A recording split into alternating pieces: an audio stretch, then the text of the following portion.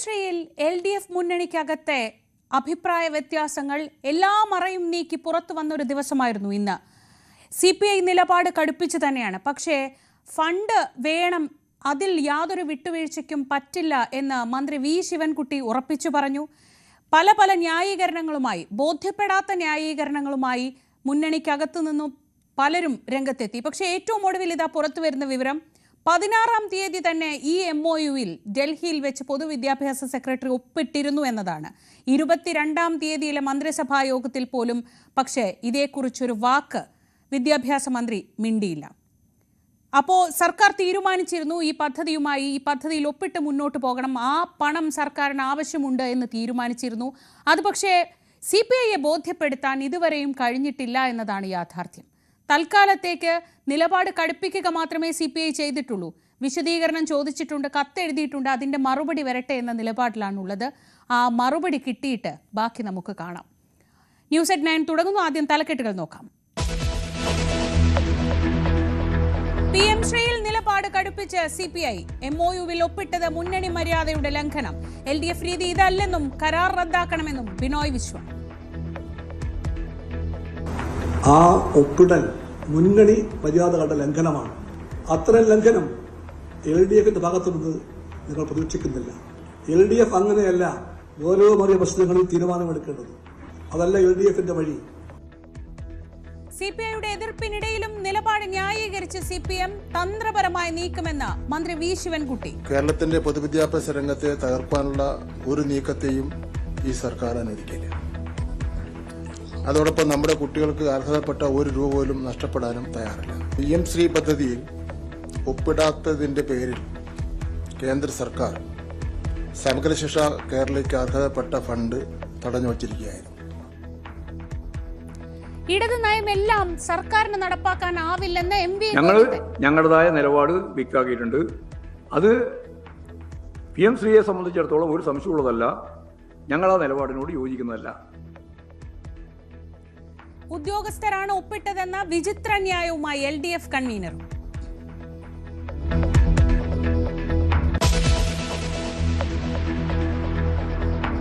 ശബരിമല സ്വർണ്ണക്കൊള്ള കേസിൽ വഴിത്തിരിവ്. ശബരിമലയിൽ നിന്ന് കൊണ്ടുപോയ സ്വർണം ഉണ്ണികൃഷ്ണൻ പോറ്റി വിറ്റെന്ന് സ്വർണ്ണ വ്യാപാരി ഗോവർദ്ധൻ അന്വേഷണ സംഘത്തിന് മൊഴി നൽകി. പോറ്റിയെ ബെല്ലാരിയിലെത്തിച്ച് തെളിവെടുക്കും. സ്വർണ്ണമോഷണം കൊണ്ട് ദേവസ്വം ബോർഡിന് യാതൊരു നഷ്ടവും ഉണ്ടായിട്ടില്ലെന്ന് പ്രസിഡന്റ് PS പ്രശാന്ത്.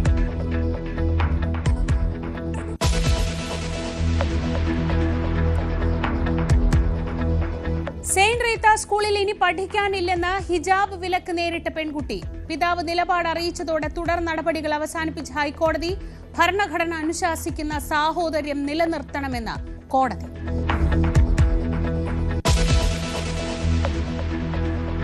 ഡൊണാൾഡ് ട്രംപിന്റെ സമ്മർദ്ദ നയതന്ത്രത്തിന് വഴങ്ങില്ലെന്ന് കേന്ദ്രമന്ത്രി പീയൂഷ് ഗോയൽ. തലയിൽ തോക്ക് വെച്ച് വ്യാപാര കരാറുകൾ നടപ്പാക്കുന്നത് അംഗീകരിക്കില്ല. US-ഉമായുള്ള വ്യാപാര കരാർ തിടുക്കത്തിൽ നടപ്പാക്കില്ലെന്നും ശക്തമായ ഭാഷയിൽ മന്ത്രി.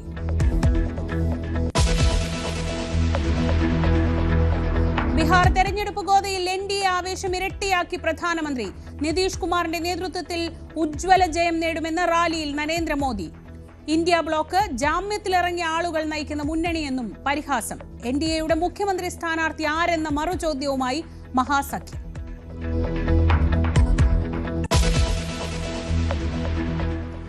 തുടക്കത്തിൽ പറഞ്ഞതുപോലെ ഇന്നത്തെ ദിവസം PM ശ്രീയുമായി ബന്ധപ്പെട്ട വാക്കുകൾ കൊണ്ട്, വാചകങ്ങൾ കൊണ്ട് വളരെ സജീവമായിരുന്നു. എന്തായാലും രോഷമടങ്ങിയിട്ടില്ല CPIക്ക്.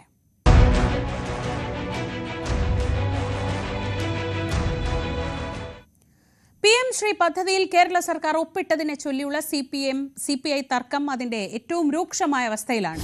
മന്ത്രിസഭയിലോ ഇടതുമുന്നണിയിലോ തീരുമാനമെടുക്കാതെ കരാറിൽ ഒപ്പിട്ടത് തിരുത്തണമെന്നാവശ്യപ്പെട്ട് ഇടതുമുന്നണി കൺവീനർക്കും ഇടതുമുന്നണിയിലെ ഘടകകക്ഷികൾക്കും CPI കത്ത് നൽകി. ആ മറുപടിയുടെ അടിസ്ഥാനത്തിൽ 27-ന് ചേർന്ന CPI സംസ്ഥാന എക്സിക്യൂട്ടീവ് തുടർ നടപടികൾ സ്വീകരിക്കും. PM ശ്രീ കരാർ ഒപ്പിടൽ ഇടതുപക്ഷ വഴിയല്ലാതെ മുന്നണി മര്യാദയുടെ ലംഘനമാണ് എന്നായിരുന്നു ഇന്ന് ബിനോയ് വിശ്വം പറഞ്ഞത്. ഇതിൽ അസ്വാഭാവികതയുണ്ടെന്നും അദ്ദേഹം കൂട്ടിച്ചേർത്തു. സർക്കാർ മുന്നണിയിൽ പാലിക്കേണ്ട സാമാന്യ മര്യാദ പാലിക്കണമെന്നും ബിനോയ് വിശ്വം ആവശ്യപ്പെട്ടു. ഇത്രയേറെ ഗൗരവമേറിയ ദൂരവ്യാപക അർത്ഥമുള്ള ഒരു കാര്യത്തിൽ വിദ്യാഭ്യാസം പോലെ ഒന്നിൽ കേരളത്തിലെ LDF ഗവൺമെന്റ് പങ്കാളിയാകുമ്പോൾ ഒരു MOU ഒപ്പിടുമ്പോൾ അതിനെപ്പറ്റിയുള്ള നയപരമായ കാര്യങ്ങളോ കണ്ടന്റോ ഒന്നും ഘടക പാർട്ടികളെ അറിയിക്കാത്തതിന്റെ യുക്തി രാഷ്ട്രീയം അത് കമ്മ്യൂണിസ്റ്റ് പാർട്ടി മനസ്സിലാകുന്നില്ല. മന്ത്രിസഭയ്ക്കകത്തും ഈ MOU-വിനെ പറ്റി ചർച്ച ഉണ്ടായിട്ടില്ല. രണ്ടു തവണ ക്യാബിനറ്റിൽ ഈ വിഷയം ചർച്ചയ്ക്ക് വന്നിട്ടുണ്ട്. നയപരമായ തീരുമാനങ്ങൾക്കായി അത് മാറ്റിവെച്ച വിഷയമാണ്. അർത്ഥമുണ്ട്. നയപരമായ തീരുമാനം വേണം എന്ന കാഴ്ചപ്പാടിൽ ആ കാഴ്ചപ്പാട് ശരിയാണ്. ശരിയായ കാഴ്ചപ്പാടിന്റെ വെളിച്ചത്തിൽ ക്യാബിനറ്റ് മാറ്റിവെച്ചൊരു വിഷയമാണ്. ആ വിഷയം പിന്നീട് ഒരിക്കലും ക്യാബിനറ്റ് ചർച്ചയ്ക്ക് വന്നിട്ടില്ല. ആ വിഷയത്തെപ്പറ്റി നയപരമായ തീരുമാനം കൈക്കൊള്ളാനും നയപരമായി സർക്കാരിനെ നയിക്കുവാനും കടപ്പെട്ട LDF-ന് ചർച്ച ഉണ്ടായിട്ടില്ല. അപ്പൊ എവിടെയും ചർച്ച ചെയ്യാതെ, ആരോടും ആലോചിക്കാതെ, ഘടക പാർട്ടികളെയും മന്ത്രിസഭയെയും തന്നെ ഇരുട്ടിലാക്കിക്കൊണ്ട് ഇത്രയും ഗൗരവമായ ഒന്നിൽ LDF ഗവൺമെന്റിന് എങ്ങനെ മുന്നോട്ട് പോകാൻ പറ്റുമെന്ന് CPIക്ക് അറിയില്ല. ഇതല്ല LDF-ന്റെ ശൈലി. ഇതാകരുത് LDF-ന്റെ ശൈലി. LDF വാക്കിലും പ്രവൃത്തിയിലും ഇടതുപക്ഷ ജനാധിപത്യ മൂല്യങ്ങളെ, അതിന്റെ മര്യാദകളെ, മാന്യതകളെ, രാഷ്ട്രീയ വ്യാപ്തികളെ എല്ലാം ഉൾക്കൊള്ളാൻ കടപ്പെട്ട പക്ഷമാണെന്ന് CPIക്ക് ബോധ്യമുണ്ട്. ആ നിലപാട് CPIക്കുണ്ട്. അതുകൊണ്ട് ആവർത്തിച്ച് CPI പറയുന്നു, ആ ഒപ്പിടൽ മുന്നണി മര്യാദകളുടെ ലംഘനമാണ്. അത്തരം ലംഘനം LDF-ന്റെ ഭാഗത്തു നിന്ന് നിങ്ങൾ പ്രതീക്ഷിക്കുന്നില്ല. LDF അങ്ങനെയല്ല ഗൗരവമേറിയ പ്രശ്നങ്ങളിൽ തീരുമാനമെടുക്കേണ്ടത്. അതല്ല LDF-ന്റെ വഴി. LDF-ന്റെ വഴി ഇടതുപക്ഷ വഴിയാണ്. അതിന്റെ വഴി ജനാധിപത്യ വഴിയാണ്. ആ ജനാധിപത്യത്തിന്റെയും ഇടതുപക്ഷത്തിന്റെയും ആശയങ്ങളെയും മൂല്യങ്ങളെയും മറന്നുകൊണ്ട് ഇപ്രകാരം പോകുന്ന ഈ ശൈലി തിരുത്തപ്പെടേണ്ട ഒന്നാണ്. അത് തിരുത്തിയേ തീരൂ. ആ കാര്യം കാണിച്ചുകൊണ്ട് കമ്മ്യൂണിസ്റ്റ് പാർട്ടി ഇന്ന് LDF കൺവീനർക്ക് ഒരു കത്ത് കൊടുത്തിട്ടുണ്ട്. ആ കത്ത് LDF-ലെ എല്ലാ ഘടക പാർട്ടികൾക്കും അയച്ചു കൊടുത്തിട്ടുണ്ട്. ദേശീയ വിദ്യാഭ്യാസ നയത്തിലേക്ക് ചാടും മുൻപ് 2 വട്ടം ചിന്തിക്കണമെന്നായിരുന്നു ഇന്ന് ബിനോയ് വിശ്വം പറഞ്ഞത്. CPI മന്ത്രിമാർ ആർക്കും ഇതേക്കുറിച്ച് ഒന്നും അറിയില്ല. ഇതെന്ത് കൂട്ടുത്തരവാദിത്വമാണെന്നും ബിനോയ് വിശ്വം ചോദിച്ചു. PM ശ്രീയിൽ കേരള സർക്കാർ ഒപ്പിട്ടതിലെ BJP താൽപര്യത്തിൽ സംശയം പ്രകടിപ്പിച്ച Binoy Viswam something is wrong in PM Shri എന്നായിരുന്നു പ്രതികരിച്ചത്.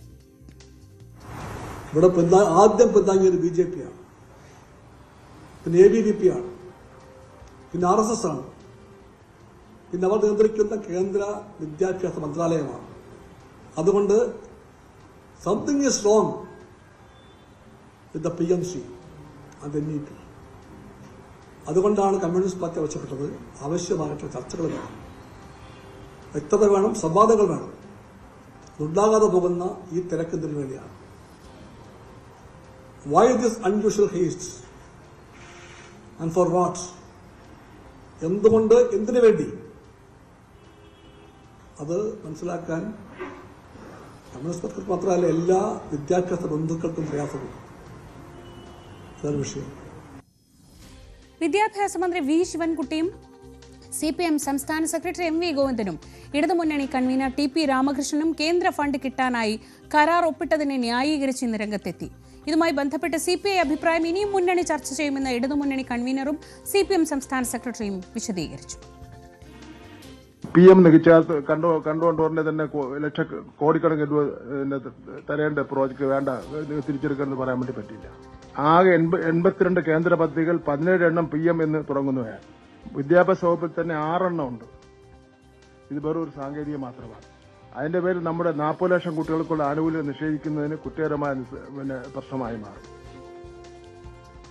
RSS അജണ്ടകൾ വിദ്യാഭ്യാസത്തിലൂടെ നടപ്പിലാക്കാനുള്ള കേന്ദ്ര സർക്കാരിന്റെ നയങ്ങൾക്കെതിരായ കേരളത്തിന്റെ പോരാട്ടം തുടരുക തന്നെ ചെയ്യും. എന്നാൽ സംസ്ഥാനം അതികഠിനമായ സാമ്പത്തിക പ്രതിസന്ധി നേരിടുമ്പോൾ നമുക്ക് അവകാശപ്പെട്ട 1400 കോടിയിലധികം രൂപ വേണ്ടെന്ന് വെച്ച് നമ്മുടെ കുട്ടികളെ പ്രതിസന്ധിയിലാക്കുവാൻ ഈ സർക്കാർ സാധ്യമല്ല.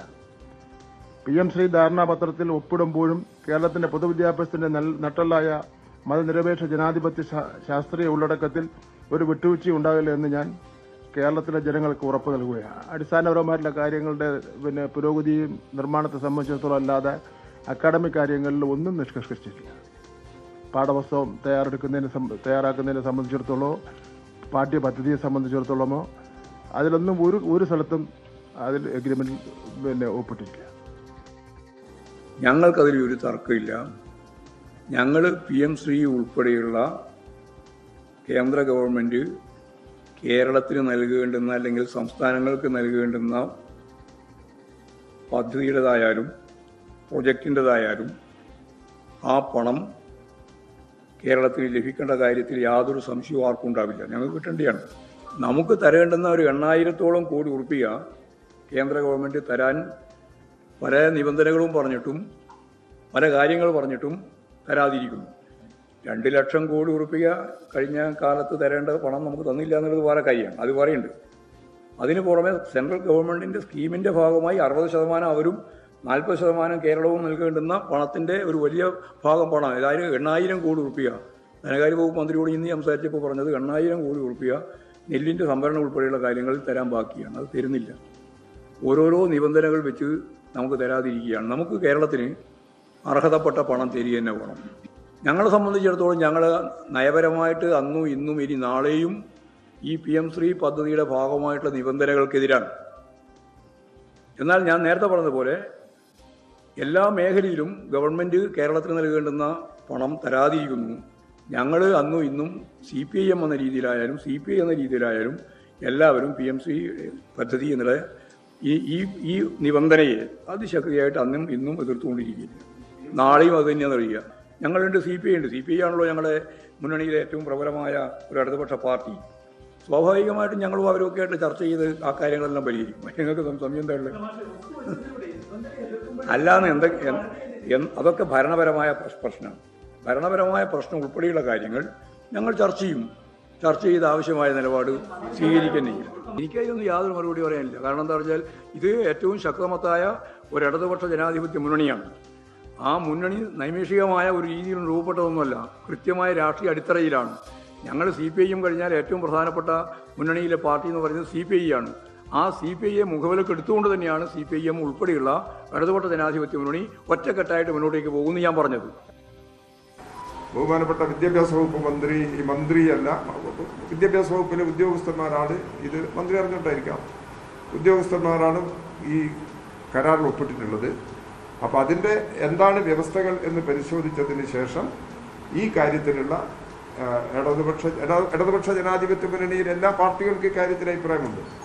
ആ അഭിപ്രായങ്ങളൊക്കെ പറയാനും അതെല്ലാം പരിഗണിക്കുന്നതിനുമുള്ള നിലപാട് പൊതുവെ ഇടതുപക്ഷ ജനാധിപത്യ മുന്നണി സ്വീകരിച്ചു മുമ്പോട്ട് പോവുക എന്ന നിലപാടാണ് പൊതുവെ സ്വീകരിക്കുക. നാണക്കേട് സഹിച്ച് LDFൽ തുടരണോ എന്ന് CPI തീരുമാനിക്കണമെന്നായിരുന്നു ഈ വിഷയത്തിൽ പ്രതിപക്ഷ നേതാവ് VD സതീശന്റെ പ്രതികരണം. അല്ല, ഏത് CPI എന്ന് CPM സംസ്ഥാന സെക്രട്ടറി ചോദിക്കല്ലേ, ഏത് CPI എന്ന്? എന്നിട്ട് അപമാനം സഹിച്ചുകൊണ്ട് അവരെ അതിൻ്റെ അകത്ത് തുടരുവാണോ അതോ അവരാലോചിക്കട്ടെ. ഞങ്ങൾ അവരുമായിട്ട് ചർച്ചയും കാര്യങ്ങളൊന്നും നടത്തിയിട്ടില്ല. അവര് പൊളിറ്റിക്കലായിട്ടുള്ള തീരുമാനം എടുക്കേണ്ടത് അവരാണ്, രാഷ്ട്രീയ തീരുമാനം എടുക്കേണ്ടത് അവരാണ്. അല്ല, നമ്മളങ്ങനെ ഒരു പൊളിറ്റിക്കലായിട്ടുള്ള ഒരു ഡിസിഷൻ ഒന്നും എടുത്തിട്ടില്ല. അത് അവരാണ് തീരുമാനം എടുക്കേണ്ടത്. CPI ആണ് തീരുമാനം എടുക്കേണ്ടത്. ഈ നാണക്കേട് സഹിച്ച് LDFൽ തുടരണോ വേണ്ടതെന്ന് തീരുമാനിക്കേണ്ട അവരാ. ഞങ്ങൾ അതിനെക്കുറിച്ച് PM ശ്രീ പദ്ധതിയിൽ സർക്കാരിനൊപ്പമെന്നാണ് ജോസ് കെ മാണി MP യുടെ പ്രതികരണം. പദ്ധതി ഒപ്പിടാതെ എത്ര കാലം മുന്നോട്ട് പോകാനാകും? കേന്ദ്ര പദ്ധതി ആയതുകൊണ്ട് ഒഴിവാക്കണമെന്ന് കേരള കോൺഗ്രസ് പറയില്ലെന്നും അദ്ദേഹം കൂട്ടിച്ചേർത്തു.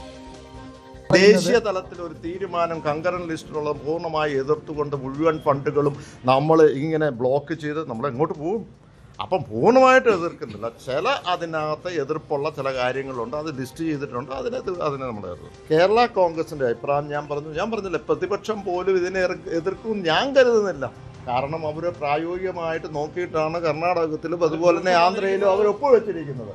ഓരോ സ്കീം വരുമ്പോൾ ആ സ്കീമിനകത്ത് എന്തെങ്കിലും അതുമായി ബന്ധപ്പെട്ട നമ്മുടെ ഈ സമൂഹവുമായി ബന്ധപ്പെട്ട ദോഷകരമായിട്ടുണ്ടെങ്കിൽ അതിനെ എതിർക്കും. അതിനെ കറക്റ്റ് ചെയ്യുവാനും അതിനെ എതിർത്ത് കൊണ്ടുപോകാനുള്ള ഇച്ഛാശക്തി ഈ കേരളത്തിലെ സർക്കാരിനുണ്ട്. ഇനി ഇന്നത്തെ പഞ്ച് ഡയലോഗിലേക്ക്. സ്വാഭാവികമായും ഇതുമായി ബന്ധപ്പെട്ടത് തന്നെയാണ് ഇന്നത്തെ പഞ്ച് ഡയലോഗ്.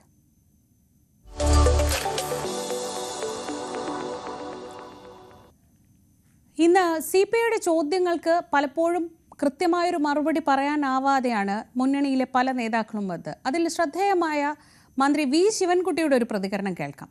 അത് ഫണ്ട് വേണം, പക്ഷേ നയം പിന്തുടരില്ല എന്നതാണ്. നമുക്ക് ആ പഞ്ച് ഡയലോഗിലേക്ക്. PM നികച്ചാൽ കണ്ടുകൊണ്ടുവരുന്ന തന്നെ കോടിക്കണക്കിന് രൂപ തരേണ്ട പ്രോജക്റ്റ് വേണ്ട, തിരിച്ചെടുക്കണമെന്ന് പറയാൻ വേണ്ടി പറ്റില്ല. ആകെ 82 കേന്ദ്ര പദ്ധതികൾ 17 എണ്ണം PM എന്ന് തുടങ്ങുന്നവയാണ്. RSS അജണ്ടകൾ വിദ്യാഭ്യാസത്തിലൂടെ നടപ്പിലാക്കാനുള്ള കേന്ദ്ര സർക്കാരിന്റെ നയങ്ങൾക്കെതിരായ കേരളത്തിന്റെ പോരാട്ടം തുടരുക തന്നെ ചെയ്യും. എന്നാൽ സംസ്ഥാനം അതികഠിനമായ സാമ്പത്തിക പ്രതിസന്ധി നേരിടുമ്പോൾ നമുക്ക് അവകാശപ്പെട്ട 1400 കോടിയിലധികം രൂപ വേണ്ടെന്ന് വെച്ച് നമ്മുടെ കുട്ടികളെ പ്രതിസന്ധിയിലാക്കുവാൻ ഈ സർക്കാർ സാധ്യമല്ല. കണ്ണൂരിൽ മന്ത്രി വി ശിവൻകുട്ടിയുടെ കോലം കത്തിച്ച് AIYF, അതായത് പരസ്യമായ പ്രതികരണങ്ങളിലേക്കും പ്രതിഷേധങ്ങളിലേക്കും ഇറങ്ങുകയാണ്. CPM BJP വർഗീയ അജണ്ടയ്ക്ക് കൂട്ടുനിൽക്കുന്നു എന്ന ആരോപിച്ചാണ് പ്രതിഷേധം. മന്ത്രിമാരെ CPI പിൻവലിക്കണമെന്നും AIYF ആവശ്യപ്പെട്ടു.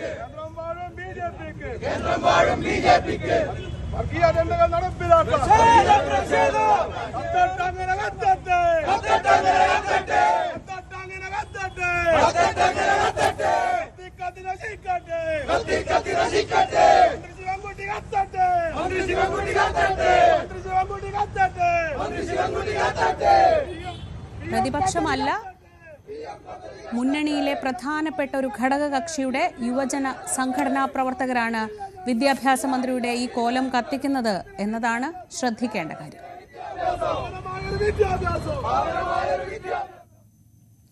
സ്വർണ്ണക്കൊള്ളയിൽ വഴിത്തിരിവ്.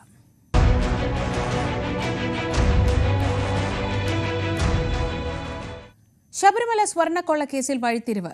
ശബരിമലയിൽ നിന്ന് കൊണ്ടുപോയ സ്വർണം ഉണ്ണികൃഷ്ണൻ പോറ്റി വിറ്റെന്ന് സ്വർണ്ണ വ്യാപാരി മൊഴി നൽകി. തനിക്ക് ആ സ്വർണം കൈമാറിയെന്നും സ്വർണ്ണ വ്യാപാരിയായ ഗോവർദ്ധൻ അന്വേഷണ സംഘത്തിന് മൊഴി നൽകി. ഇതോടെ പോറ്റി സ്വർണം വിറ്റ ബെല്ലാരിയിൽ എത്തിച്ച് ഇയാളെ അവിടെ എത്തിച്ച് തെളിവെടുക്കും.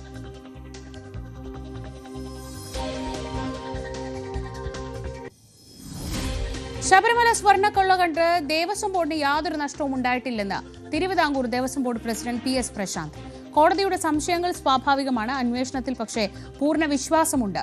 കുറ്റവാളികൾ ശിക്ഷിക്കപ്പെടണം. പാകപ്പിഴകൾ ഉണ്ടായിട്ടുണ്ട്, എന്നാൽ അഴിമതിക്ക് തങ്ങളാണ് ഉത്തരവാദികൾ എന്ന് പറയുന്നത് ശരിയല്ലെന്നും PS പ്രശാന്ത് പറഞ്ഞു. ഉണ്ണികൃഷ്ണൻ പോറ്റിയെ അറസ്റ്റ് ചെയ്ത് കഴിഞ്ഞു, മുരാരി ബാബുവിനെ അറസ്റ്റ് ചെയ്ത് കഴിഞ്ഞു. ശരിയായ രീതിയിലാണ് അന്വേഷണം പോകുന്നത്. ഒരു വലിയ വീഴ്ച, ഉദ്യോഗസ്ഥ തലത്തിൽ ഒരു വലിയ വീഴ്ച ഉണ്ടായിട്ടുണ്ട്. അതിൽ മുരാരി ഉൾപ്പെടെയുള്ള ആളുകൾ പ്രതിയായി കസ്റ്റഡിയിൽ ഇരിക്കുകയാണ്. അന്വേഷണം നല്ല രീതിയിലാണ് മുന്നോട്ട് പോകുന്നത്. ഞങ്ങൾക്ക് ബഹുമാനപ്പെട്ട കോടതിയുടെ നിരീക്ഷണത്തിൽ SITയുടെ നേതൃത്വത്തിൽ നടക്കുന്ന അന്വേഷണത്തിൽ പൂർണ്ണ വിശ്വാസമുണ്ട്. നഷ്ടപ്പെട്ടു പോയ സ്വർണം, ഭഗവാന്റെ ഒരു തരി പൊന്നെങ്കിലും തിരിച്ചുപിടിക്കുകയും കുറ്റവാളികൾ ശിക്ഷിക്കപ്പെടുകയും ചെയ്യുന്ന കാര്യത്തിൽ യാതൊരുവിധ തർക്കവുമില്ല. 2019 നടന്ന സ്വർണ്ണക്കൊള്ളയ്ക്ക് ഇപ്പോഴത്തെ ദേവസ്വം ബോർഡും ഇപ്പോഴത്തെ ദേവസ്വം വകുപ്പ് മന്ത്രിയും രാജിവെക്കണമെന്ന് പറയുന്നത് വിചിത്രവാദമല്ലേ? പാകപ്പിഴകൾ ഉണ്ടായിട്ടുണ്ടെന്ന് സമ്മതിക്കുകയും ചെയ്യുന്നു, ഇല്ലെന്ന് പറയുന്നില്ല. പക്ഷേ ഒരു അഴിമതിക്ക് ഒറ്റയടിക്ക് ഞങ്ങൾ ഉത്തരവാദികളെന്ന് പറയുന്നതിലൊരു വിചിത്രമായ വാദമില്ലേ? അതൊക്കെ രാഷ്ട്രീയമാണ്. ആ രാഷ്ട്രീയത്തെ ഞങ്ങൾ അങ്ങനെ തന്നെ കാണും.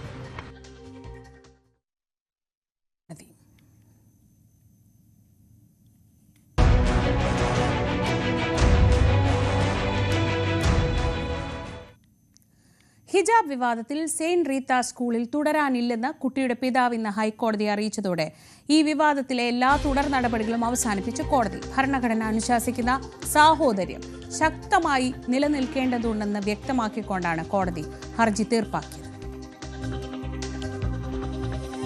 നടപടികളുമായി മുന്നോട്ട് പോകാൻ താല്പര്യമില്ലെന്ന് കുട്ടിയുടെ അച്ഛൻ അറിയിച്ചിരുന്നു. കുട്ടിയെ സ്കൂൾ മാറ്റാൻ തന്നെയാണ് തീരുമാനിച്ചിരിക്കുന്നത്.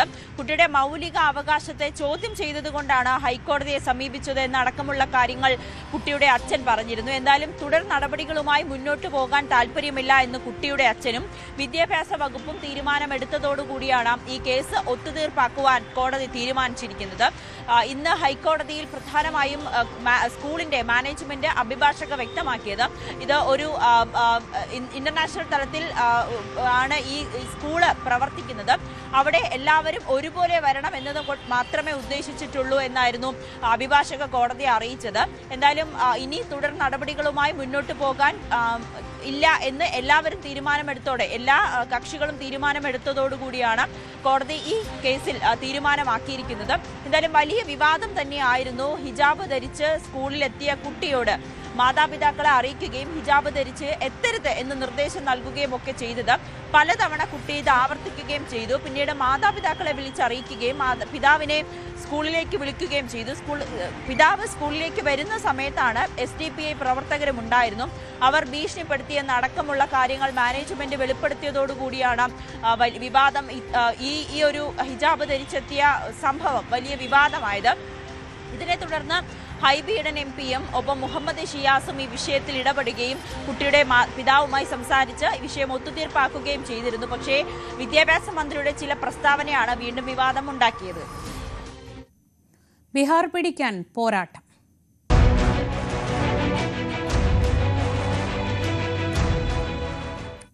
മുഖ്യമന്ത്രി നിതീഷ് കുമാറിന്റെ നേതൃത്വത്തിൽ NDA ബീഹാറിൽ മുൻകാലത്തെ തെരഞ്ഞെടുപ്പ് റെക്കോർഡുകളെല്ലാം തകർക്കുന്ന പ്രകടനം കാഴ്ചവെക്കുമെന്ന് പ്രധാനമന്ത്രി നരേന്ദ്രമോദി. ഇന്ത്യ ബ്ലോക്ക് ജാമ്യത്തിൽ പുറത്തിറങ്ങിയ ആളുകൾ നയിക്കുന്ന മുന്നണിയാണെന്നും മോദി പരിഹസിച്ചു. ബീഹാറിനെ ജംഗിൾ രാജാക്കാൻ അനുവദിക്കരുതെന്നും സമസ്തിപൂർ റാലിയിൽ പ്രധാനമന്ത്രി മോദി വോട്ടർമാരോട് ആവശ്യപ്പെട്ടു. अक्टूबर महीना ही था जब बिहार ने जंगल राज से मुक्ति पाई थी. नीतीश जी के नेतृत्व में NDA का सुशासन शुरू हुआ था. लेकिन उस दौर में 10 साल तक केंद्र में कांग्रेस RJD की सरकार रही. कांग्रेस RJD ने नीतीश जी के सामने भांति भांति के रोड़े अटकाए. बिहार का नुकसान करने में दिल्ली में बैठी हुई कांग्रेस और RJD की सरकार ने 10 साल तक कोई कमी नहीं रखी थी. RJD बिहार के आप लोगों से बदला लेती रही कि आपने नीतीश जी को वोट क्यों दिया. മനു ഭാരത് വിവരങ്ങളുമായി. മനു, ബീഹാർ പിടിക്കാനുള്ള ആ പോരാട്ടത്തിൽ കർപ്പൂരി ഠാക്കൂറിനെയാണ് ഇത്തവണ ഒപ്പം കൂട്ടിയത് എന്നതാണ് ഏറ്റവും ശ്രദ്ധേയം. എത്രത്തോളം അഭിമാന പോരാട്ടമാണ്, എത്രത്തോളം വലിയൊരു അഭിമാന പോരാട്ടമാണ് ഇപ്പോൾ ബീഹാറിൽ നടക്കുന്നത്? ബീഹാറിൽ തെരഞ്ഞെടുപ്പ് പ്രചരണം ചൂടുപിടിച്ചതോടെ വാദപ്രതിവാദങ്ങളും ശക്തമായി ആരംഭിച്ചിരിക്കുകയാണ്. പ്രധാനമന്ത്രി ഇന്ന് ബേഗുസരായിലും സമസ്തിപൂരിലും പ്രചരണം നടത്തി. പ്രത്യേകിച്ച് കർപ്പൂരി താക്കൂറിൻ്റെ കുടുംബ വീട് സന്ദർശിക്കുകയും അവിടെ ബന്ധുക്കളെ കാണുകയും ഒക്കെ ചെയ്തു. സ്വാഭാവികമായും കർപ്പൂരി താക്കൂർ 2 തവണ ബീഹാറിൻ്റെ മുഖ്യമന്ത്രിയായ ഒരു സാഹചര്യമുണ്ട്. അവിടെ റിസർവേഷൻ സംവരണം ഉൾപ്പെടെയുള്ള പദ്ധതികൾ നടപ്പിലാക്കിയ ഒരു കർപ്പൂരി മോഡലിനെ കുറിച്ച് വലിയ ചർച്ചാ വിഷയമുണ്ട്. അപ്പോൾ സ്വാഭാവികമായും ബീഹാറിലെ ജനങ്ങൾക്കിടയിൽ വലിയ ജനപ്രിയനാണ് ഇപ്പോഴും കർപ്പൂരി താക്കൂർ. അതുകൊണ്ട് തന്നെ ആ പ്രദേശത്ത് നിന്നാണ് BJPയുടെ ഒരു പ്രചരണം ശക്തി പ്രാപിക്കുന്നത് എന്ന് വേണം കണക്കാക്കാൻ. അതേസമയം ഇന്ത്യ മുന്നണിയും പ്രചരണം ശക്തമാക്കിയിട്ടുണ്ട്. ഇന്ന് ഇന്ത്യ മുന്നണി RJD നേതാക്കൾ ഇന്നൊരു കാര്യം വ്യക്തമാക്കിയത്, നിതീഷ് ജയിച്ചു കഴിഞ്ഞാൽ, NDA ജയിച്ചു കഴിഞ്ഞാൽ നിതീഷ് കുമാർ ആയിരിക്കില്ല മുഖ്യമന്ത്രി, അത് മാറാൻ ഉള്ള എല്ലാ സാധ്യതയുമുണ്ട് എന്നൊരു വിവാദം അവർ തുടങ്ങി വയ്ക്കുന്നു. അതേസമയം BJP ആകട്ടെ ജംഗിൾ രാജായിരുന്നു ലാലുവിൻ്റെ കാലത്ത് ബീഹാർ, അവിടെ നിന്ന് ദൂരം പാലിക്കണം എന്ന് പറഞ്ഞുകൊണ്ട് ഉള്ളൊരു പ്രചരണമാണ് നടത്തിയത്. പ്രധാനമന്ത്രി ഇന്ന് ആളുകളുടെ ഫോൺ എല്ലാം പുറത്തെടുക്കാനും അവരിലെ ടോർച്ച് തെളിയിക്കാനും ആവശ്യപ്പെട്ടു. ഇത്രയും വെളിച്ചമുള്ള ഈ നാട്ടിൽ ഇനി റാന്തലിൻ്റെ ആവശ്യമുണ്ടോ എന്ന് പറഞ്ഞുകൊണ്ട് RJD ചിഹ്നമായ റാന്തലിനെയും പ്രധാനമന്ത്രി പരിഹസിക്കുന്നതിൻ്റെ ദൃശ്യങ്ങൾ കാണാമായിരുന്നു. അങ്ങനെ ബീഹാറിൽ തെരഞ്ഞെടുപ്പ് എല്ലാ അർത്ഥത്തിലും അതിൻ്റെ പ്രചരണ ഘട്ടം ചൂടുപിടിച്ച് മുന്നേറുകയാണ്. ശ്രീജ, മനോഭാരത്താണ് വിവരങ്ങൾ നൽകിയത്. ന്യൂസ് at 9 പൂർണ്ണമാവുകയാണ്. നമസ്കാരം.